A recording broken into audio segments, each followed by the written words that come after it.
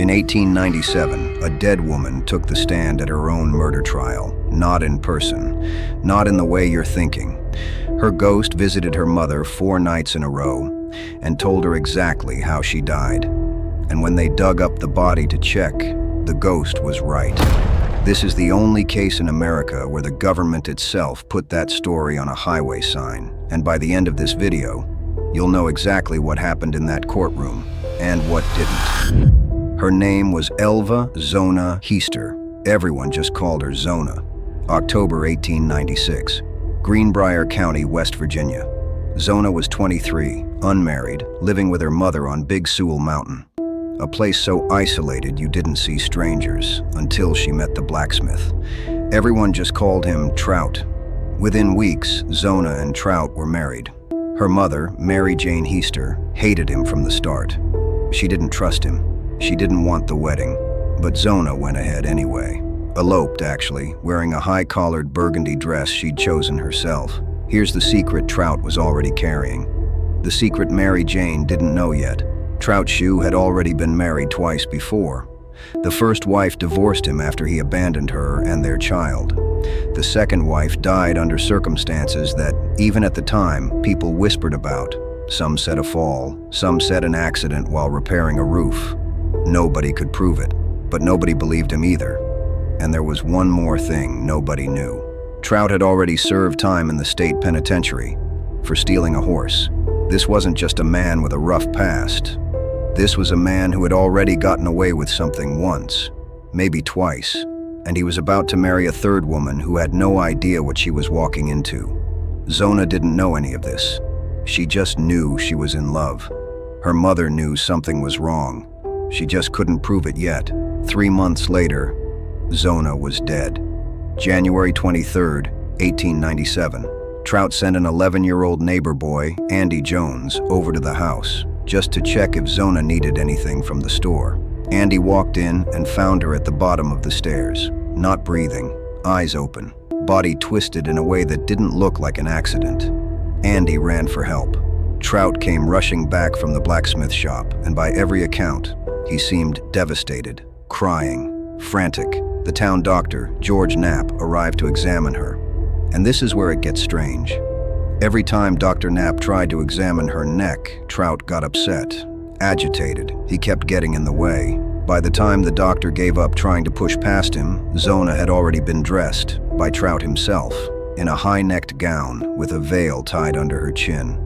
Dr. Knapp wrote down the cause of death as everlasting faint. That's the actual medical term he used. Basically, shorthand for we don't know, not a diagnosis, a poem. He never got a clear look at her neck, and Trout made sure nobody else did either. At the funeral, Trout stayed at the head of the casket the entire time. He tied a scarf around Zona's neck and told mourners tearfully that it had been her favorite. He placed a folded sheet on one side of her head, told people it would help her rest easier. He controlled every single detail of how his wife's body was seen, and nobody questioned it. Because why would a grieving husband lie? Zona was buried the next day. For most people, that would have been the end of it. But Mary Jane Heaster couldn't sleep.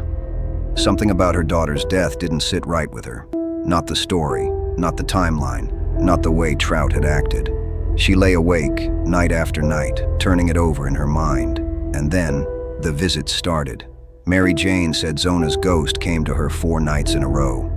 Appeared right at her bedside, in the same burgundy dress she'd been buried in. On the first night, she said, Zona just talked about small things, about missing home. But by the 4th night, the story changed. Mary Jane said her daughter described in detail exactly what happened in that house. That Trout had come home in a rage, that he grabbed her by the neck, that he broke it, snapped it at the first joint. And here's the detail that made people's skin crawl. Mary Jane described the inside of the Shue house to her neighbors, the layout, the furniture, in specific detail. A house she had never once visited, had never seen, not in person, not in a photograph. Now, believe the ghost part or don't. I'm not here to convince you of that. But what happened next is not folklore. It's a documented legal fact. Mary Jane took her story to the local prosecutor, John Preston, and demanded an exhumation. He agreed to open the investigation.